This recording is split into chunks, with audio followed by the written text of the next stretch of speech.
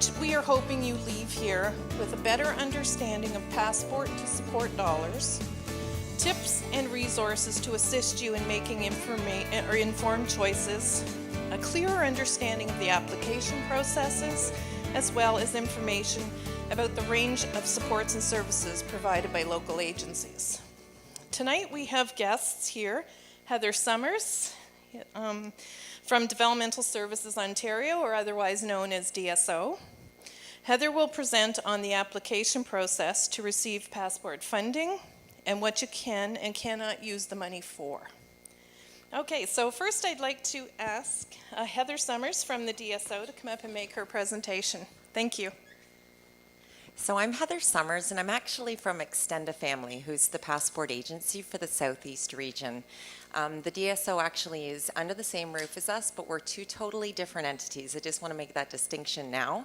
The DSO is where you would approach to apply for adult services once an individual is 18, and they provide the process and the application. That's the information that we use at the passport agency to determine funding levels for individuals. So I just wanted to make sure that that differentiation is there, but we'll also have some individuals from the DSO tonight. If you have questions afterwards, you can approach and get more information about that about the eligibility process. On the table, I've just put a little sheet there. If you have any questions at all, happy to talk to you either over the phone or by email. So just leave your information there. If you'd like some more information, we'll get that to you, okay?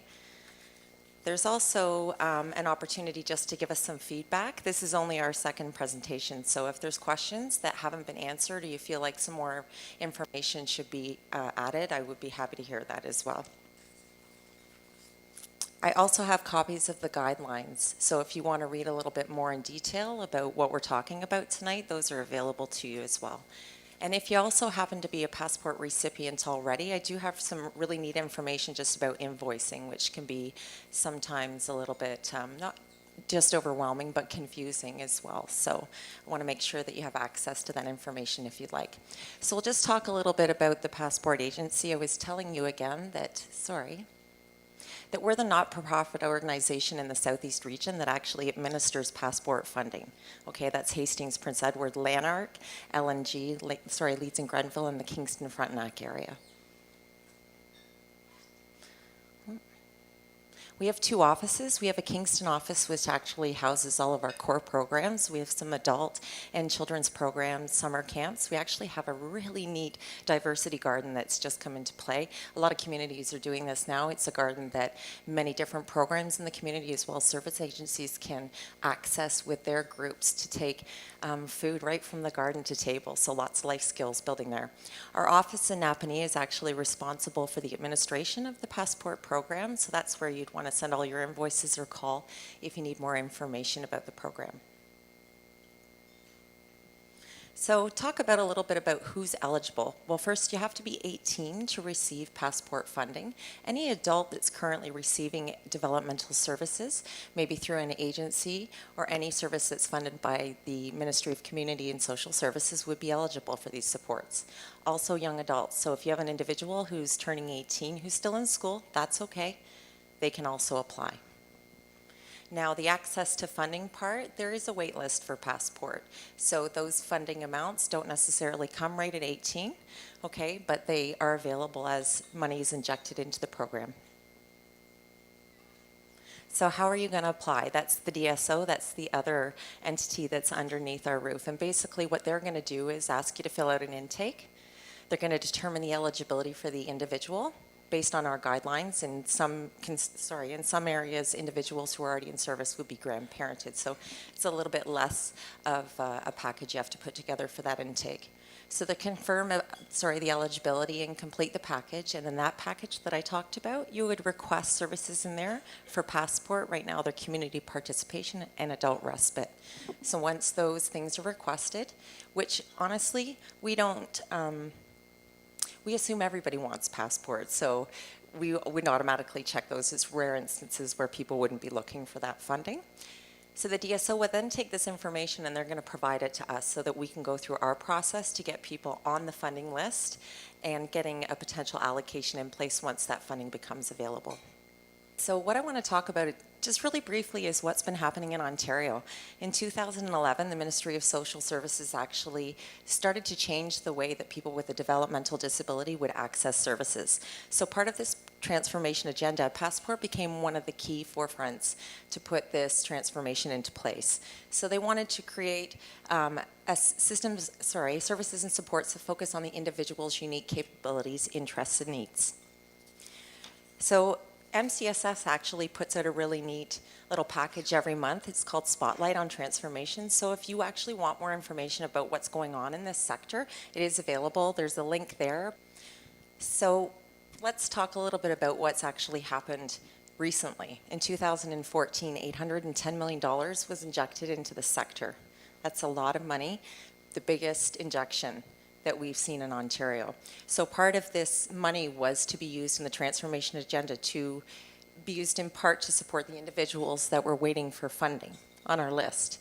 Specifically for our agency, I'll give you a little idea. In August, we were allocated, $5.7 million to do the first two phases of that rollout. So over 390 individuals have actually received Passport funding since September. The plan is to continue to roll out funding over the next 3 years. So what does this mean? It's going to mean we're seeing a lot of people out in the community who now have funds who are looking for a way to use those funds. It gives the individual the purchase power, which is one of the neat things that I'd like to focus on. So basically what I want to give your attention to is now it gives the individual the opportunity to decide where they're getting their services from. Those can be your community service providers, they can be adult educators, they can be developmental service agencies like we have here this evening. They can also be neighbors, friends, family, and personal support workers. Passport is individualized funding, so what that means is it's tied to the individual. If an individual is receiving this funding and they move anywhere in Ontario, this funding goes with them. Okay, so there's a portability feature there. That's something that you would let the Passport agency know at the time of moving. Even the DSO, if you guys are moving from region to region, it's always good to get connected with us so we can make sure that that wait list in that area is now got your name on it. The other thing about the funding is it's person-directed, so individuals who are receiving Passport funding can actually have a say in who helps them with that. That might be friends and family, that might be an agency. So mostly what we're really looking to do here is to give the individuals an opportunity to create a tailored fit support plan. So we'll talk a little bit more about what Passport's actually intended to do. Well, overall, to promote social inclusion. Okay, it's designed to complement and work with other government programs, resources, and natural supports, families, friends, extended family, and government resources like ODSP and OSAP. So we really want the individual to get out into the community to build connections, build new relationships and skills, and provide them with an opportunity to increase natural supports, because we know that's a huge part of any successful plan. Did I lose that there? I'll keep talking if that's okay. So when you apply for Passport, individuals can actually qualify for it up to a total of $35,000. And what that breaks down to is any individual who's living at home will qualify for two different sides of Passport funding. So there would be a community participation side and there would be a respite side. If an individual were to move outside of the home into a residential supported living situation, they still actually qualify for Passport. So our individuals who are living in group homes, supported independent living, or even living independently without assistance are all eligible. We would just look at the community participation side of that funding and then consider the allocation from there. So it's really neat that those supports can also be accessed by people who are currently supported as well. So the community participation side is $25,000 at a maximum, and the adult respite side is $10,000 at a maximum, and there's your combined $35,000. So I talked a little bit about how the individual can drive the funding. So talking about some service options, if a family wants to administer the funding, they're more than welcome to do so, but they can also choose to have a service agency help them with that. Most service agencies will take an administration fee. Passport allows up to 10%. You can also choose to have an individual who's not at an agency, somebody maybe who helps you do some planning, some scheduling. You can pay a broker fee to them up to 10% as well. So it gives you some options.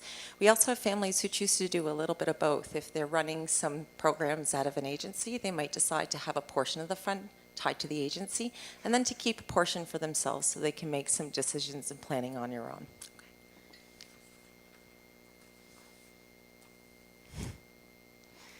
So let's talk about a little bit about what the program doesn't cover, and I want to talk about this first because I'm more excited about the things that it does cover. The guidelines changed recently, so I would definitely encourage you to take a closer look at those to see what the details are. So some of the things that wouldn't be covered by Passport are housing and home maintenance, holiday travel, groceries, food, restaurant meals, dental care and services, services that would already be received through Ontario Disability Support Program. Example would be like your drug benefits. Also tuition for post-secondary programs, which can be paid with the assistance of OSAP, okay? The other stipulations around Passport is that primary caregivers can't be paid. The respite portion and the idea behind the Passport is to give you a break anyways, so we can't pay primary caregivers. The spouse of a person with a developmental disability cannot be paid either. So the other stipulation is that any worker that provides supports and services for you must be 18 years of age. At the bottom there it says, there's a little note that says that in exceptional cases, Passport may allow expenses not typically covered. So that's kind of where we like to see the creativity there, because there are situations that don't fit in the box that we know that will benefit the individual. Outside of these, those are things that we can definitely look at. So we'll talk a little bit more about that in just a second. And actually, I'll give you an example of an exceptional case. So we have an individual who has extremely low immunity, doesn't spend any time outside. It's very rare for her to be out in the community. It's dangerous to her health. And so in this situation, community is brought to her. Services are brought to her within her home. Community participation doesn't always look like somebody going to a crowd in a big activity and partaking like that. It's very different for everybody. So we're definitely looking at the individualization of those supports and services for that very reason. So that's a good example of how a situation doesn't look the same for everybody.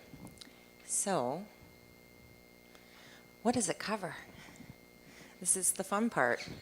Lots of different things. Community participation. Sorry, I know not to walk away. There's a camera there. That would be your classes, your camp, recreation opportunities, admission to activities, employment supports, life skills opportunities. It's also activities of daily living, and that includes having the support worker there in both of those situations to offer support if need be. I will just make a note here. Meals aren't covered under Passport, but they are for your worker. So if your worker is eating while supporting the individual, that's certainly an acceptable expense, but it's the only time that we allow for that. The other thing is caregiver respite, really important one. That can be in or out of home. Person direct planning up to $2,500. So that's a plan that would identify the individual's life goals and a plan that would follow them and be long-term. And also, like I mentioned, additional Passport funding is allowing 10% to help with that administration should you choose to go that route.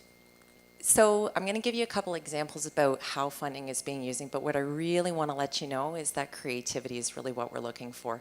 Again, you can purchase supports from multiple resources, whatever works for that individual. Basically, what we ask you to do is to call us. We're always available, or somebody's always available by phone, to have that conversation about what you think you'd like to do for the individual. And then we can find ways to fit that into the Passport program and then pre-approve some opportunities for you to be able to go ahead and start planning for that. Okay, so we just ask that you demonstrate that to us in writing, talk about the rationale behind the plan that you have to support the individual, and some of the goals of your plan and what you think the outcome would be. So an example of this would be the gentleman that has seasons tickets to the Frontenacs, and we know there's a lot of hockey fans in this area who spend time supporting their teams. Well, this individual became an ambassador from the Frontenacs because he's there all the time. So he actually does volunteer work. He's developed great community connections and opportunities. Okay, so we would pay for that assistance, whether it's to or from the games, any opportunities if you needed a support worker in that situation. We also paid for the season's tickets, right? So the supports and services that you're choosing for your individuals should be centered around them. I had a question about pooling resources. That's a very good question. You can absolutely do that. If you have individuals who would benefit from being out in the community and only require one worker between 3 people, those recipients can use those dollars to stretch that service by providing a group support. So it's a great question. There are people out in the community who have lots of different innovative ways that they're pulling their funding. So I'd encourage you to start talking to people if there's an opportunity there, for sure. We would definitely be open to hearing about it. I have another example for you. There's a gentleman who is not overly social, but he actually is into native arts. He makes arrows and different jewelry. So one of the things that Passport Programming is doing for him is actually purchasing the supplies, getting the transportation to and from those places covered. He's also paying for his flea market table.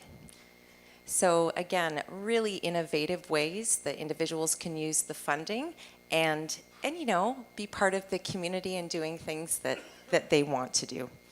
The last example that I have for you, where is it? Oh, of course. The last example that I have for you is an individual who is extremely passionate about laundry, if you can imagine. And so his brother's idea was to provide the transportation for this individual to go to homeless shelters, women's shelters, and various places within the community to pick up their laundry. You come home and do their laundry, and the transportation supported by the Passport Program will get him to all of these different places. So there again is a pretty creative example about focusing in on what the individual wants to take part in, and then getting us to get on board to see what kind of support we can provide. And I definitely encourage you to get in touch with us if you need more information. Thank you for your time.